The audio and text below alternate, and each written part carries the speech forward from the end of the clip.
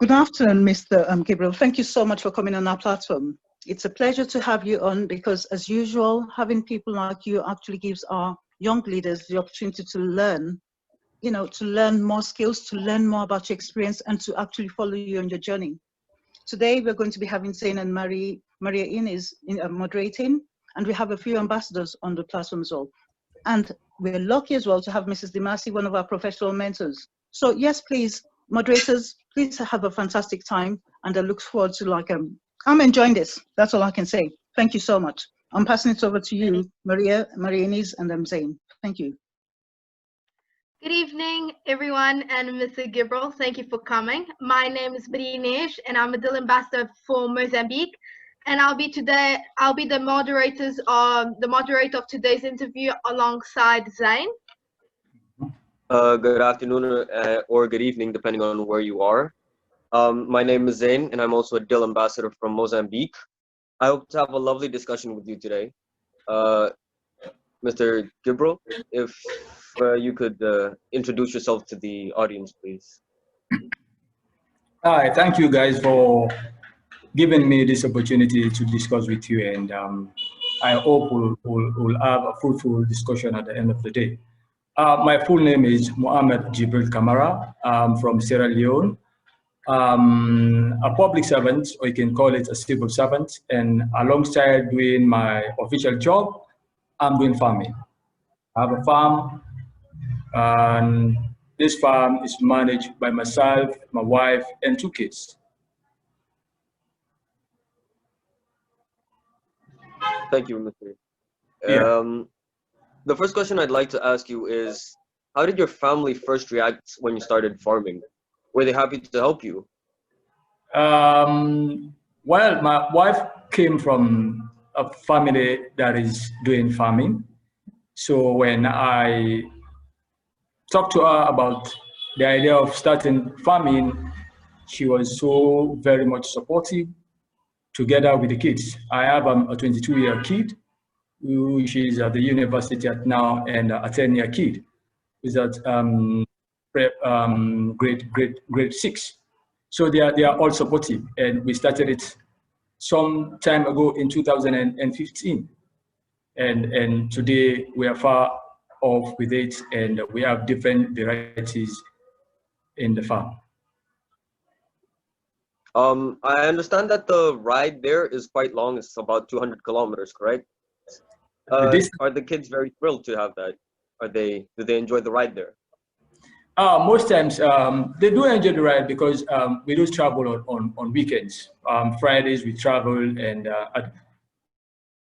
on Sundays because they have to attend school. And to be very honest, it's not all the time I do take them to the farm.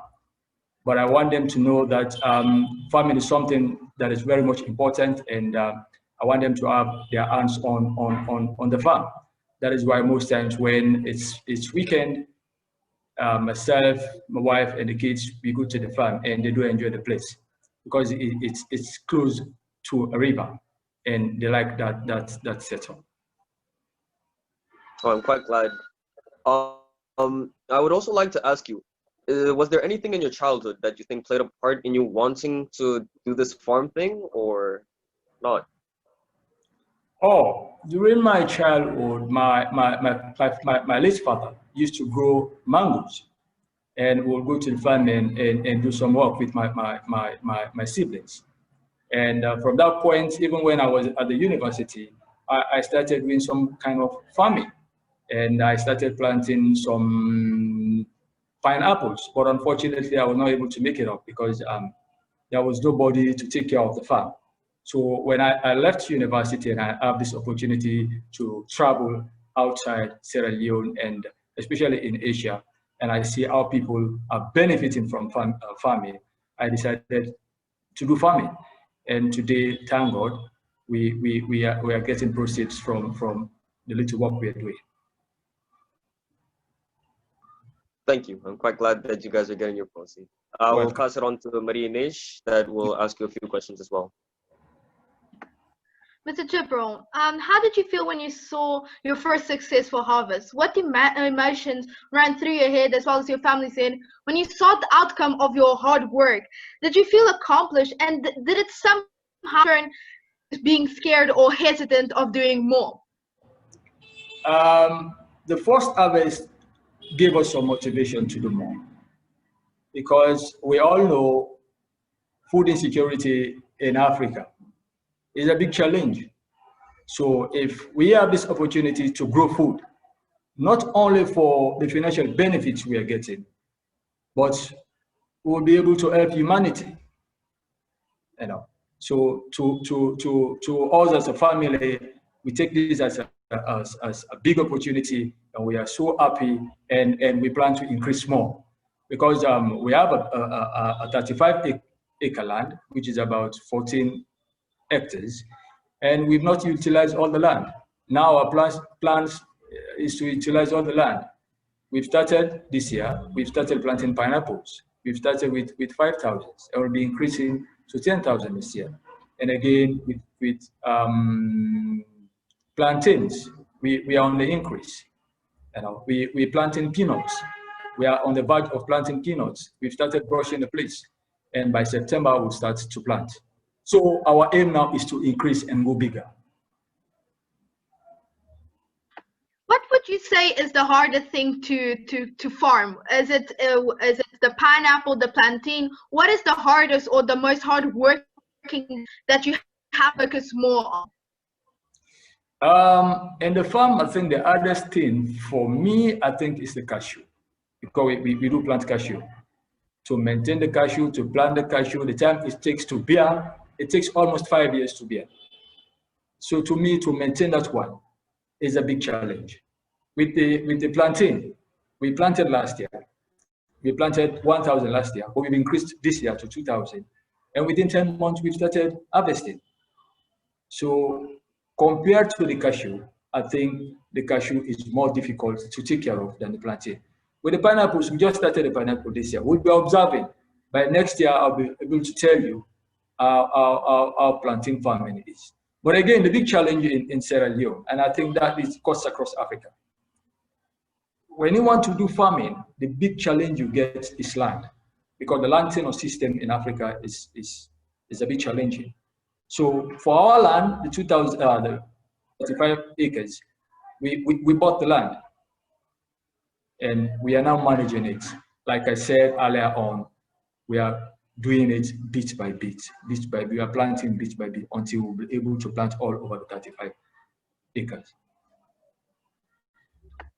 Most definitely. I didn't know that cashew nuts was such a rigorous thing that took actually 5 years to see the first product and then see the product. Mr. said something that it's quite interesting to see your first successful harvest, because it's like 5 years of hard work, and then to actually see the thing in front of you must be quite a satisfaction. Another question that I have is, were there any mistakes that you made early on that hindered the farm? And if so, how can someone avoid doing the same? Oh, yes, I'm so sorry. The line is so poor. The line is so poor. But if I'm to react to what you've just asked, yes, there are a lot of challenges. And one key challenge when we started the farm, like I told you, we have 35 acres of land. So on the first year we started the farm, we challenged all the farm. We brushed all the farm. And at the end of the day, we are not able to plant in all the 35 acres. So that was a big challenge. We wasted some resources. We wasted labor, we wasted our time, we wasted money, you know. So that is an experience we had. So when it comes to the second year, we did not challenge all the 35 acres. We did it bit by bit. So that is how we are going now.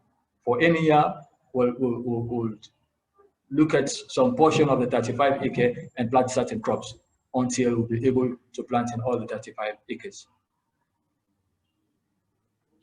So your tip would be to start slowly. So start with a smaller plot of land and then substantially grow?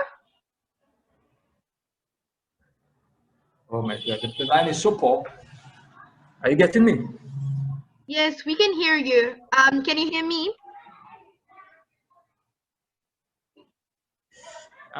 I'm finding it difficult. I'm finding it difficult to get you now. It might be on my side, so I'm just gonna send Zain to complete the questions. Mr. Can you hear me?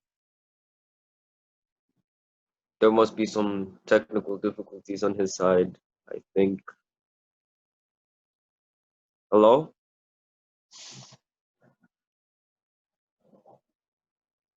Must be some Never problem. mind, I think he's frozen. He's frozen for the meantime, so he's probably received a call. Let's give him a couple of minutes and we'll see. I think it's definitely from his side rather than yours. And then Marie, you know, you guys just speak slowly sometimes, because sometimes it helps when you have a poor connection.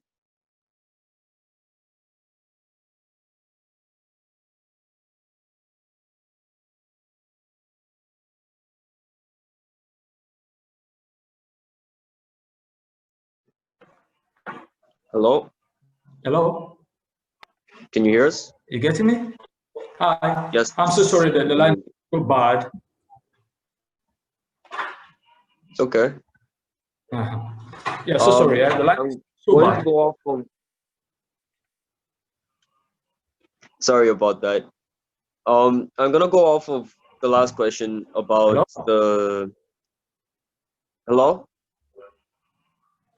Yeah, hello, Can I'm you hear getting me? you.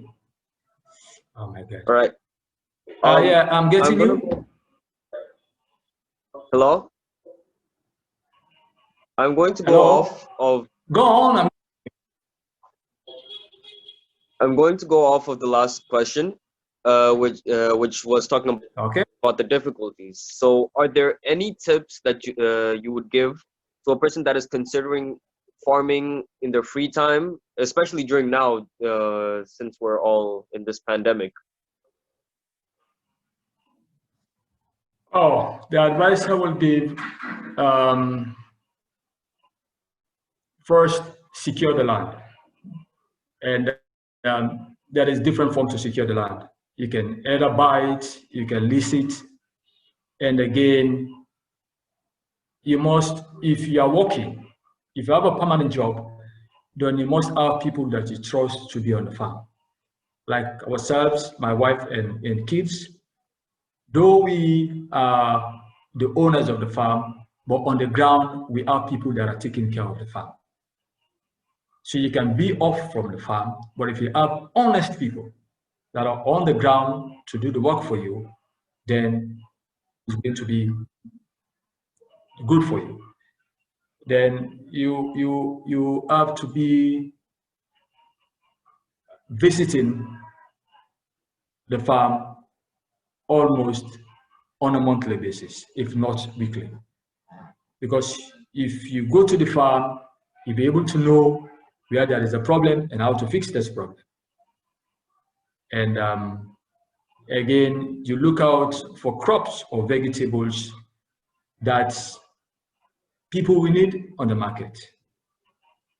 You look at the environment, you look at the laws of the council, the district council, and then you'll be able to do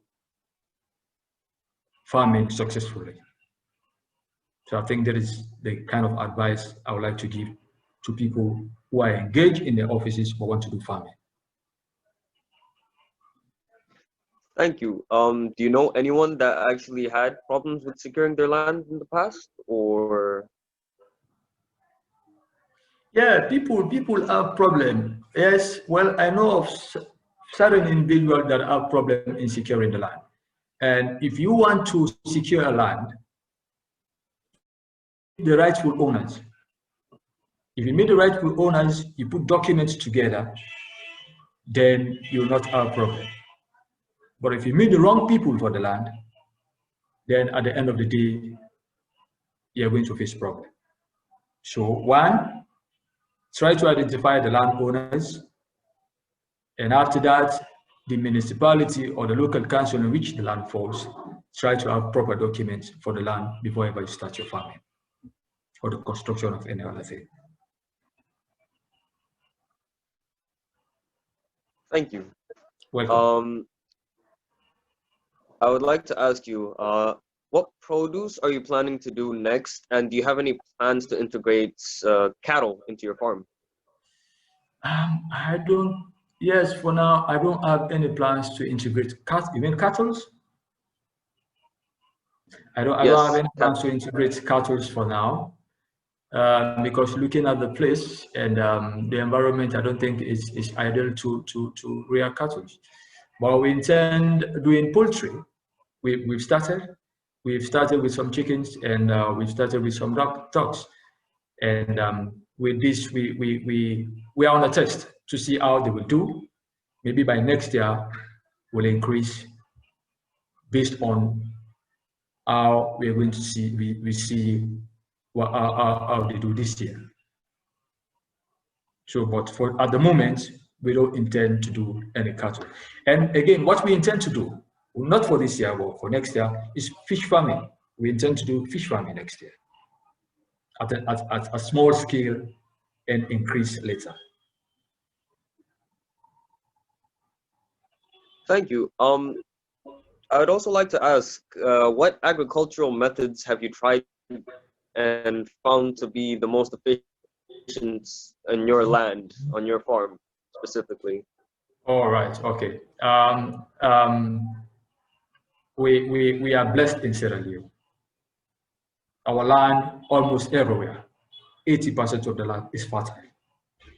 And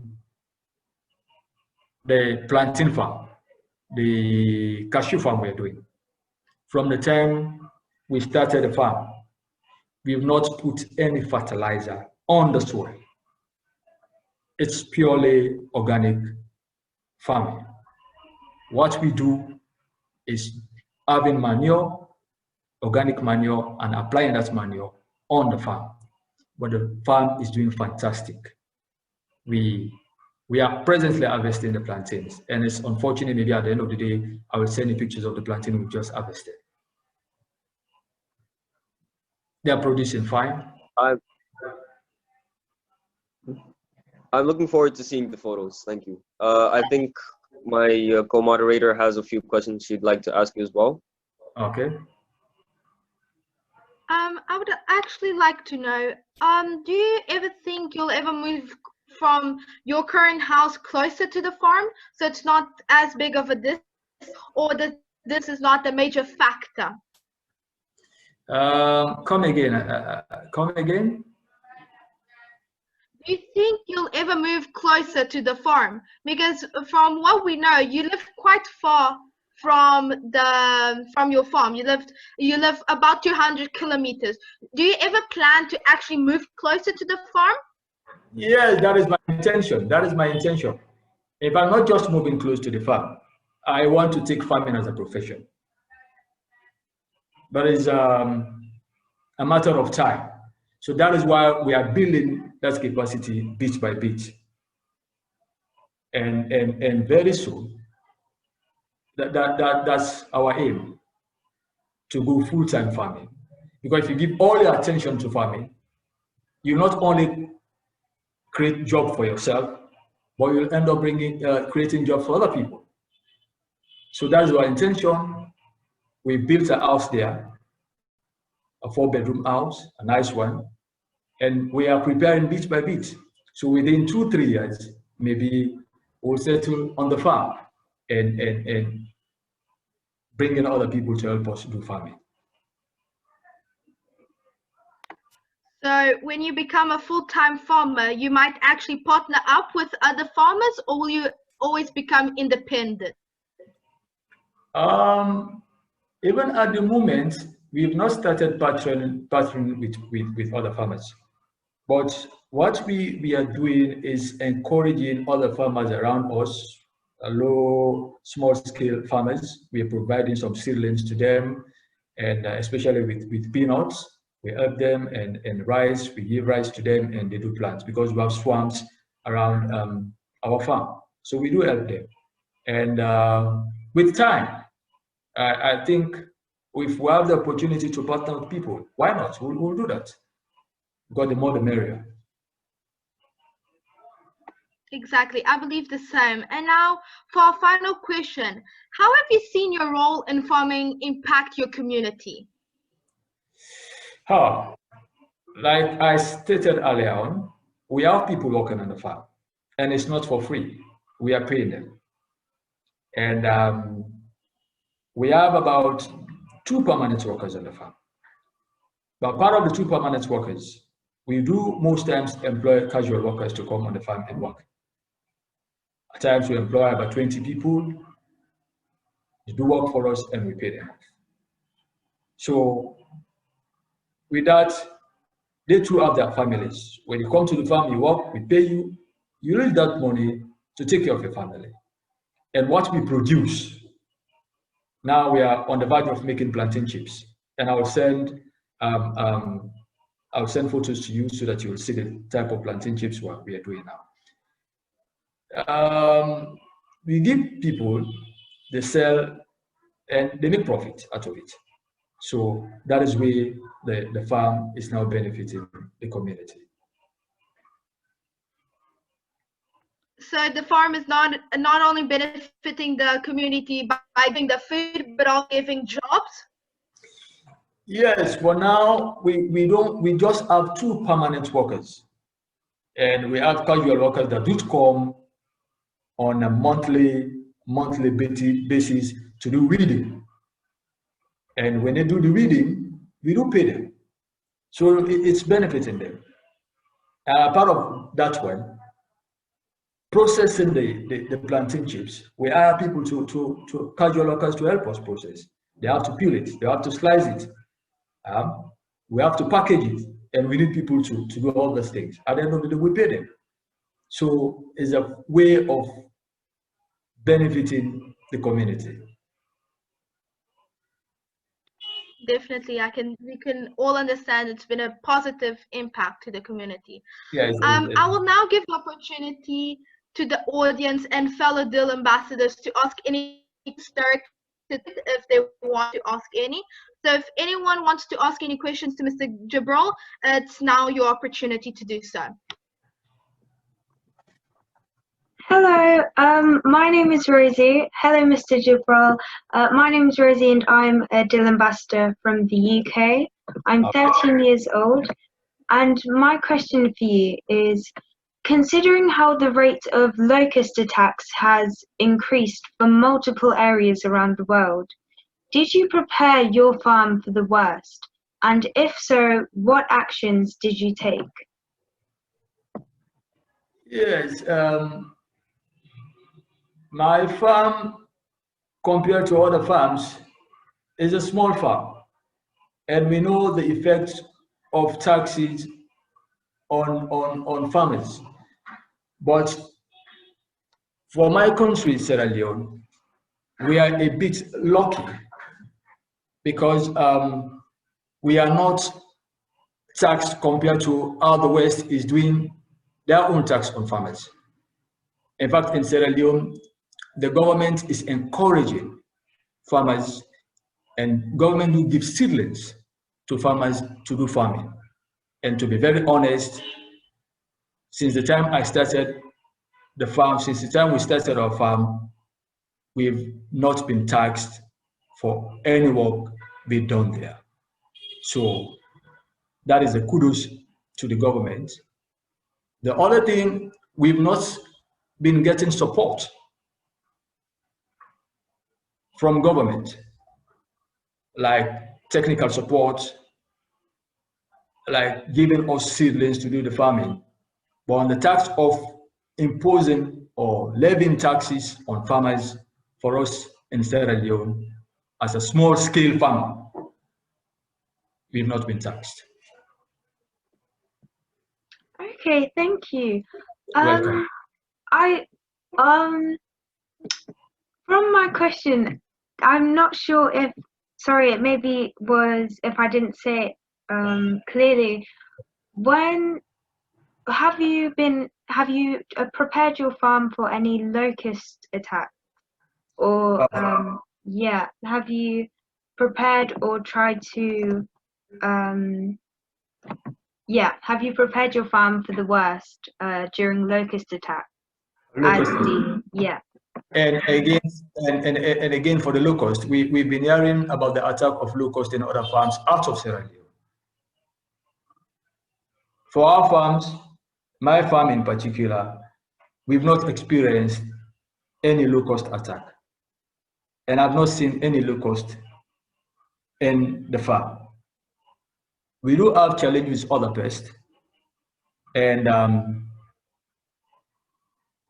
we have people who are working for the Ministry of Agriculture that we do contact that do provide antiseptic for us to get rid of this pest on the farm. But on the side of locust, I know locust is a big challenge all over.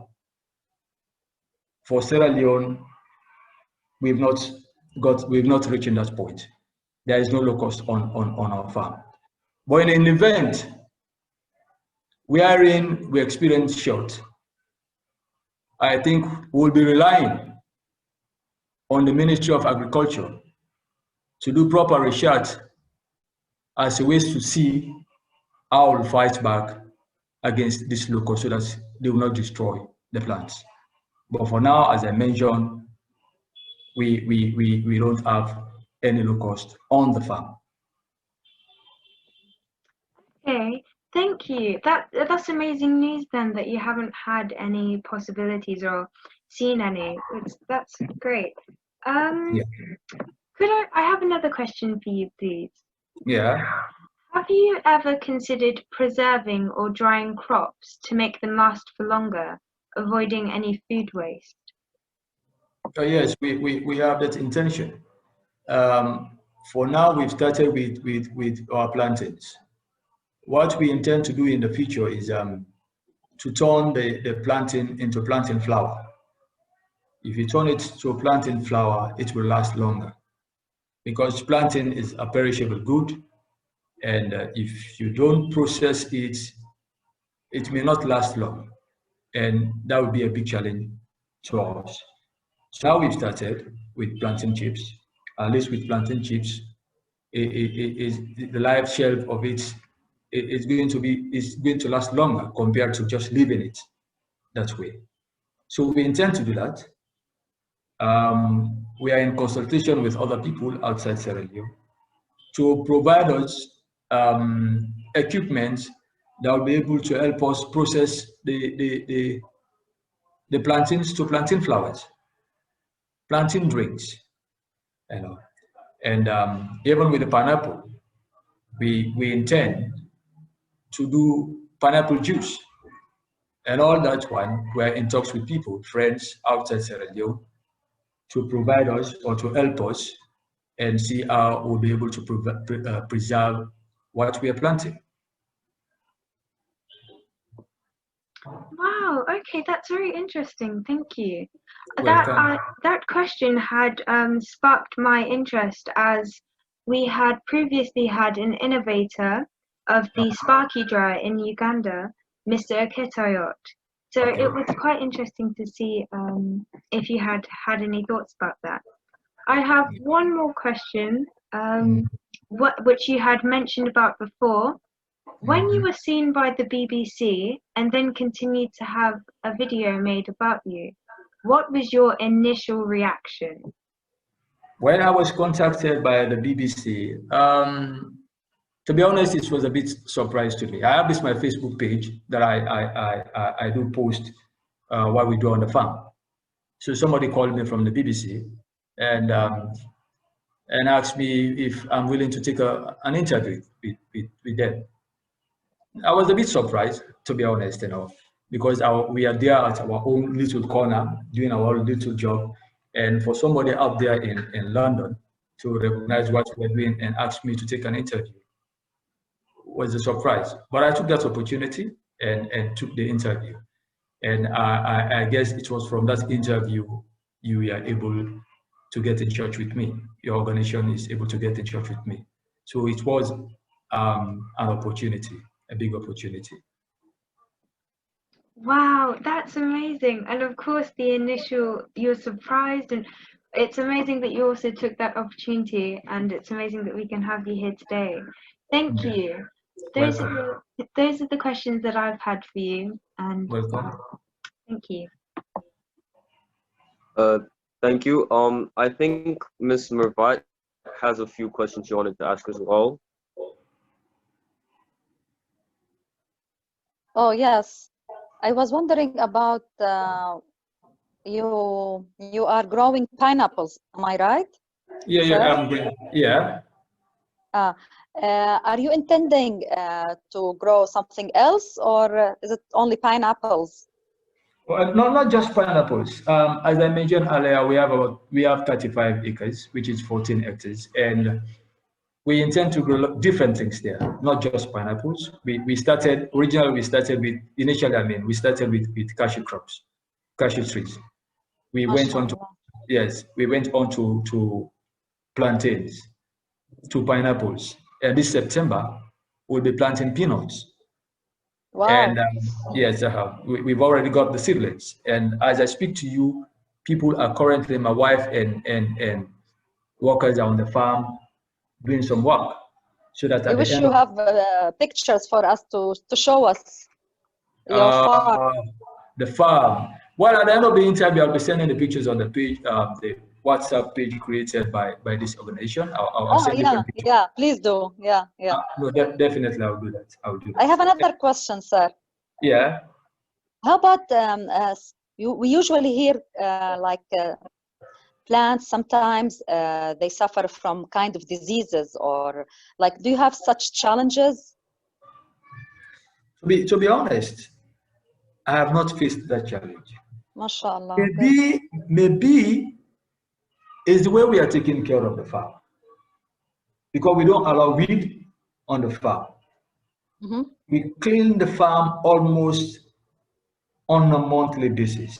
If you look at the plantains where we planted the plantains, the place is just too clean. Maybe that is an advantage. You know, we've not faced challenge with pests. A lot of pests destroy now. We've not faced that challenge. Good. I hope we'll not face that challenge. Inshallah. Yeah, the weather is there, maybe is very helpful, and your kind of soil. Yes, the soil is fine, and we are having enough rains. We're having enough sunshine. So all these things contribute to a good harvest. So forgive me if I missed it, but so you go daily to your farm? No, not daily. I don't go there daily. I'm working in Freetown. I'm in Freetown, the capital city of Sierra Leone. I do travel to the farm almost on a weekly or fortnight. And who takes care of it during the week? Yeah, we have 2 permanent workers on the farm. Good. Yes, we have 2 permanent workers on the farm. Very interesting, very impressive, really. I was thinking the same thing with my husband. When we retire, we grow our own farm here in Jordan. You're giving me an idea now. I shall be starting before retirement. Yeah, you can start before you retire. So by the time you retire, you know all the challenges you'll be facing when you retire. Yes, you are right, sir. You are right. Yeah. Thank you. That's it for me. Welcome. Thank you, Mervat. Thank you so much. The reason Mrs. Demasi was asking all those questions is because she had actually left for a little while, so she missed the parts where you had actually answered some of those things. I went 10 minutes for prayer. That's why.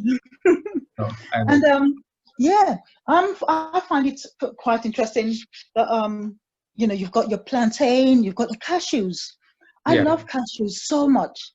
But of course, it's understandable when you think about the expense, because cashews are quite expensive in most countries. Yeah. Because, they're so expensive, and I can just understand now why. Because if it's taking 5 years for cashews to grow, of course, it's one can understand. Sorry, I'll come back in a minute because I need to clarify something. Just 1 minute, please. You guys, please go on, please. Hello. So I think Maria-Inés and Zain, please go on. Sorry, just a minute. I need to confirm something on the side, please. Thank you. Please go on. Yes, I think Thierry had a few questions she wanted to ask as well. Hello, my name is Terry. Hello, my name is Terry, and I'm 21 from the UK, and I'm representing as a DIL Ambassador mentor. I just wanted to say, good afternoon, Mr. Kamara. I think it's absolutely impressive, the legacy that you're planning to leave behind in your community and with your family in terms of plantain chips and just everything you've been doing. One question that I have that I tend to ask for the benefit of other DIL ambassadors is, how did you know that the career that you're in is one that you've always wanted to be in? How did you know that that's your career path that you wanted to take? And hello? Hello? You're getting me? Okay. Yes, I can hear you. Yes, I have this passion from the time I was a kid. A part of the financial benefits that one stands to gain from farming. But I think you contribute to the society by helping to feed the people. So from the time I was a kid, I always have this passion that I want to be a farmer. Yes. Yeah. So while I was at the university, when I go down on holidays, I always go around my father's little farm and do some planting. So when I finished university and started working, from the salary I'm receiving, together with the contribution from my wife, we decided to buy the land. We started cashew, planting cashew, and today we've started harvesting cashew. It's a delicious food, actually. It's a delicious food, and people love it. There is market for it. Even in Sierra Leone, there's market for cashew. Wow. Yes, but sorry? Yes, I said even in Sierra Leone there's market, and even plantains. We've been harvesting all this week. In fact, the beauty for plantain, you harvest almost every week. As long as the farm is big, you harvest every week. For the first harvest, we harvested about 20 trees. That is week before last. And last week we harvested about 25. So if you have a very big plantain farm, if you have something like 10,000 plantain farm, you start harvesting 500 to 600 trees per week. Okay, yes. Yes. You start harvesting 500 to 600 trees per week. And that is, if you sell those one, is a huge amount of money. And our aim now is to increase to 10,000 because the land is there. And fortunately for us, with the 2,000 we've planted, we have a lot of suckers now. So we'll not be buying suckers again to do transplanting. We'll just remove from the farm and transplant. So by that, within a few years, and our target is 2022, we want to get about 10,000 by the time we reach 2022. And if we are to make, Sorry, I was just going to say, and you've got a massive market. A lot of people love plantain chips, including myself. Oh, definitely. Me too, I love plantain chips. Yeah. Yeah, I love. I feel like and you what? Sorry, it's lagging a bit, so I wasn't able to catch you. But I just wanted to say that you're a very lucky individual that you knew the career path that you wanted to go down since you were a child. It's very fortunate. Yeah. And if you do farming, a part of the financial benefits, you'll always have food in your home. Food will be always there. This morning, before coming to work, my wife fried plantains. I ate plantains with my family before I left for work. So I'll not go to the market to buy plantains again. Oh, yes. Yeah, I didn't even think of it that way. Yes. That is very beneficial. So in the garden, we have different vegetables. Though we not started selling vegetables, but for home consumption, we have different vegetables that we planted in the garden. So we want to cook, we just go to the garden, small pepper, carrots, and we'll prepare our food without going to the market to buy. And when I go down on weekends on the farm with the family, we do work on the farm, and that is also exercise for us. So for each weekend, I'm always looking forward to go to the farm. I just love farming. Wow. Sorry, I'm not quite sure when to speak because I didn't want to speak over you, but wow, I think that's amazing to have your very own grocery store in your back garden. Yeah. I'm going to pass you back on to Zain, so he can somewhat conclude the call. Okay. Before I conclude, I think Amma has a question. I think it'll be the last one. I'm not sure. Sorry? Yeah, I'm listening. Yes, I think Amma, sorry if I'm mispronouncing your name. You said you had a question. Please speak now because you'll be the finishing question. Yes, my question is that what, like, now you're a farmer, what made you like say that I want to be a farmer? What gave you interest in it? We can't hear you. Sorry to interrupt you. We can't hear you. And from what I understand from Mr. Gibril, he also can't understand you. Can you please resolve? Maybe you have a technical issue on your side, but we cannot hear you.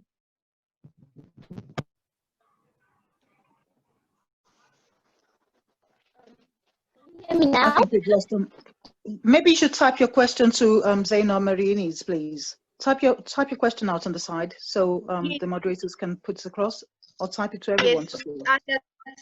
I think that's a good idea. Just type your message either to everyone, and then either myself or Zain will read the question out loud. For now, I think I can have a question just to wait until Amma has her question. You said something about how the government helps you. Does the government help you, like you said, only by not taxing you, or does the government also give you money and funding, or do other businesses give you funding, so something like that? No.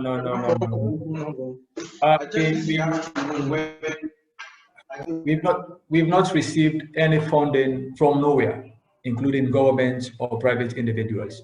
All what we are doing is from the salary I'm getting. We saved a lot before we bought the land, and all what we are doing at present, we are doing this on our own, no government support. The only thing, government is not taxing us for the farming we are doing. Though we intend to approach government for assistance, especially on technical matters. Okay, so it's very impressive how this took a lot of dedication and motivation, and I'm glad to hear that it's something that in the end it's something that you enjoy doing. As you were answering one of the questions, you enjoy what you're doing, and I think that's a good thing for us that we're growing up to see that if you do a job you love, it's actually something rewarding. So it's very nice to see that in person. So thank you. Thank you very much for the compliments, and I do encourage you to do what you love. But if you can focus your mind, I'm not luring you to do farming, but farming pays. And I'm encouraging young kids coming up to contribute in farming. Okay, thank you. I think onto the typed out a question. Her question is, why did you say that you want to be a farmer? What gave you interest that you said you wanted to be a farmer? What is so interesting in farming? The most interesting thing in farming, you'll have this opportunity to contribute in feeding people. And to me, farming is a humanitarian job. Though at the end of the day, you'll make profit there, but by providing feeding, by helping to feed the world, is a humanitarian thing. Guess what? Even on our farm, a lot of people within the township, they will go to the farm and pick the apples from the cashew, because our concentration for now is just the nuts, not the apple itself. So a lot of kids within the township that are less privileged do go to the farm on a daily basis to get these apples, which they eat, free of cost. So that is a contribution to humanity. And I'm happy that I'm doing farming. Wow, Mr. Kamara, sorry, Zain, for cutting in. This, you know, I love farming. I love the earth. I love the feel of the earth, and I love the fact that from the earth you can feed. And what you're saying with regards to that, like, you know, you actually feed people for free. Wow, it's amazing. There's so many things you've been talking about that actually, you know, just touch my heart in so many ways. And you were saying at the start of your interview that, like, you know, you're planting pineapples. You're going to harvest next year. We definitely need to have you back on the platform next year to see what you know about the produce we want to see. And when you come next time, it's going to be nice for you to actually share a screen from a PowerPoint presentation of the things you've got. It's quite, you know, when you're talking to people that are actually working with nature, there's a different feel, and I get that feel. I just love it. And Maria-Inés is actually thinking of going into this kind of field. Well, not necessarily farming. You're actually, this is the area, your area of interest, right? Yeah. Fantastic. So yes, you see, exactly. Yes, exactly. You know, so I know because time's against us. Sadly, we started late, and I don't want to hold a lot of the ambassadors up because some of them are studying as well.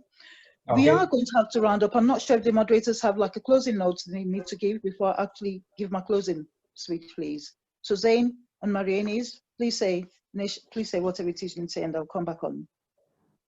Well, we just had the simple thing of just saying thank you for being here. We hope that this interview was insightful and fruitful for all of us.